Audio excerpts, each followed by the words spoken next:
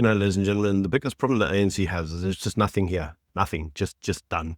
And the problem is they seem to think that they can go around the world and renegotiate trade deals and new friend deals and just do things willy-nilly. But they don't actually really seem to understand what it means to run a country. But before we get on to the main videos of today, can I yet again remind you, if you haven't already, please subscribe to the channel. As you know, it really does help. And if you really want to support the work I do here, you're welcome to buy me a coffee. The link is in the description box below. And if you want to watch individual videos from me that can only be accessed, you're going to have to join the channel as a member. And there are members-only videos which you could watch. Anyway, let's get on to the news of today. And so the first news article is probably, it's the key to all of this, and that is the BRICS and the global tariffs. Now, they did a BRICS virtual meeting, yes, a virtual meeting, and during that meeting, Ramaphosa framed the moment, or the meeting, as a shift from firefighting to strategic action, calling for a scaled finance for the global south through resilient infrastructure, WTO, that's World Trade Organization reform, and a more representative UN system. Although at this point in time, the UN is just, well, a joke, to be frank. Now, he linked rising unilateral tariffs, that's Donald Trump's tariffs, to job losses in South Africa and warned that they pose great hardships on the global south. He also backed a Gaza ceasefire / two-state path. Now, we've talked a lot about the two-state solution, and yet again, nobody's really actually talking about what is the state and does Hamas agree to it? Because as you know, Hamas's idea of a two-state solution is actually a one-state solution. It's get rid of all the Jews in the land, from the river to the sea. And yeah, Hamas takes full control over what they class as Palestine or Israel. In any case, ANC never really seem to talk about that because they know that if they do, they're basically saying the silent part out loud. Now, this tariff blackmail, as they're describing it, the BRICS leaders collectively denounced protectivism as tariff blackmail and vowed tighter intra-BRICS coordination. So why does this all matter? Well, because on the 5th of April 2025, a baseline 10% ad hoc tariff on imports from most countries was imposed by Donald Trump. On the 9th of April 2025, higher country-specific hikes were briefly suspended. So that 10% trade tariff that he was going to put in place, that was suspended. And then, as you know, by August 2025, select sectors for South Africa face, the 30% tariff. So the idea is basically that what these BRICS members are saying is that Donald Trump's approach to tariffs is, lackadaisicals. 1 minute you're going to get 10%, next minute you're not, then you're going to get 15%, then you're going to get 30%. And a lot of this is, basically retaliation for what America considers to be, say, political issues. They're not really linked to trade as such. But according to these BRICS members, they're trying to build a rules-based counterweight that will basically act as a leverage against Washington's tariff levers. Now, according to Ramaphosa, he says we need to reform the existing systems in order to mobilize big development finance. What exactly is big development finance? Well, I don't really know. And, the problem in South Africa is never actually being raising finance. As you know, we've raised finance up the wazoo. The problem in South Africa is that pretty much all the finance that we do raise ends up getting stolen, and we never actually get anything for the actual finance itself. Now, Ramaphosa goes on further and says we need to do this to keep Africa trading, even as shocks mount. See, that's the key here, is that he understands that job losses are occurring, and he also understands that Africa itself is not going to be able to trade, because who are they going to trade with? Now, keep that in mind, because we will talk about that in a minute. Now, as you know, because of these tariffs, the automobile industry has taken a huge punch. And car exports to the US have crashed underneath this tariff regime, even as other categories find oxygen. So what we are finding is that there are categories that are actually doing well, but one of them, this car industry, is really not doing well. So if you pair this with the industry's warning about cost bias and lost competitiveness in steel, you start to get a very bleak view for that industry as a whole. But agriculture, however, is very resilient. Now, despite the 10% US tariff imposed in Q2, South Africa farm exports to the US actually rose by 26% to 161 million US dollars. Now, this has been driven by citrus, wine, fruit juices, and nuts. And a lot of that's actually due to bumper harvests and very good pricing. So the US is actually, they're really enjoying our food. Now, this was expected to fade as the 30% rates bite, but so far, they haven't actually, but we don't actually know whether they will in the future. Now, there are sector stress points such as sugar, which the US slapped a 30% tariff on, and farmers are now warning of potential job cuts as the premium US market shrinks. Also, steel and engineering, well, that flags significantly, and that does put 1.8 billion US dollars in exports at risk. So the takeaways from this is that the automobile sector is, basically dead on its feet. Farmers are doing a bit of a sprint for now, and that's really being pushed by fruit, wine, and nuts. But now that they've got the 30% tariff on the table, the momentum that the farmers are currently enjoying could be on borrowed time. Now, as you know, South Africa's got a plan. They've got a huge plan. I mean, it's a brain spark plan, and that is, don't worry, we'll sell to our neighbors because our neighbors want our stuff, right? Well, that's not so fast because Zimbabwe and Zambia have said, not so fast. Now, Harare has reimposed a maize import ban from South Africa after its own harvests have rebounded, and this policy is intended to protect local farmers in Zimbabwe and save their own forex.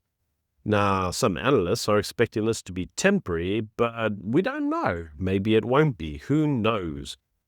And so what this means is that South Africa can't just shift to exporting to Zimbabwe, as Zimbabwe is no longer a buyer. They're now a manufacturer, and they want to export. It's important that you understand that, because export economies don't want to buy, they want to sell.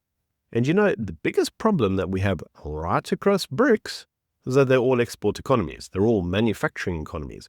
So you can't go to a manufacturing economy and say, buy our junk, when they're like, no, we want you to buy our junk. Cue China, for example. Now, this will have an impact on SA exporters, because as you know, if you watch my videos, there is a problem in terms of exporting crops, and noticeably it comes in the form of how long it takes your crop or your harvest to actually arrive at said destinations. The shorter the time, the better the crop is. The longer the time, the more chance of it going fraught. And so certain markets aren't going to want to buy your goods because they know they're never going to turn up in a very good condition. So in terms of South African maize, we're now going to have to pivot to the very far east and very southern African markets, now excluding Zimbabwe. So, we could go to Botswana, maybe Mozambique or Namibia, which aren't exactly very wealthy areas and won't be buying in bumper numbers.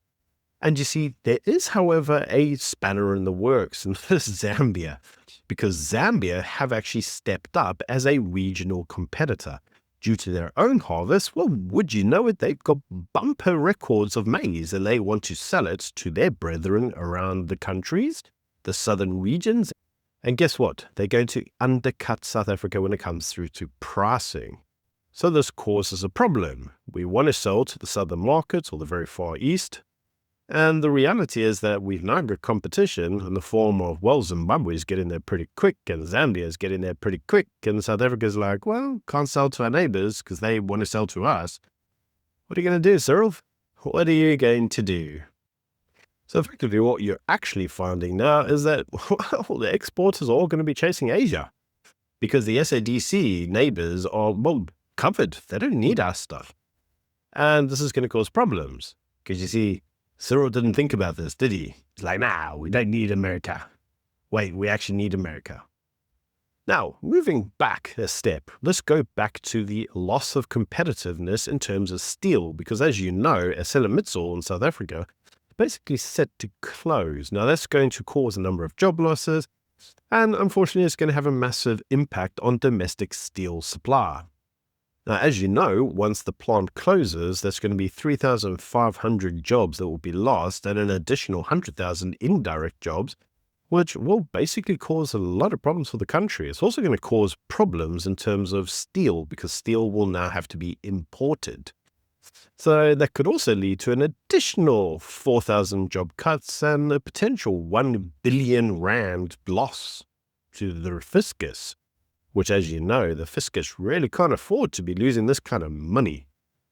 So, ladies and gentlemen, what do you think the government's lame-brain bright spark idea is? Well, according to the SAFTU's leader, Vali, apparently the government should just renationalize ArcelorMittal, because that's what all of these clowns seem to think. We've recently seen that at Goodyear in Port Elizabeth, where the unions again were like, government needs to step in and nationalize the tire manufacturing industry, because that's the only way to stop job cuts. And you'd almost think at this point in time that these clowns in the unions would actually understand something fundamentally important. The government cannot manage shit. They cannot manage a thing. You can nationalize tire manufacturers and steel plants. The leadership will loot the funds dry and leave the employees without any form of recompense to payment. How many times do you have to see this? Denel, all the different chicken plants around the country. How many state-owned enterprises do they have to see before they understand the government is not a good manager of private sector businesses? And as we've seen with the post office, if you give them enough time, they're just like, well, let's give ourselves a monopoly on that type of industry so that somehow people are forced to use us, and then somehow we'll be profitable.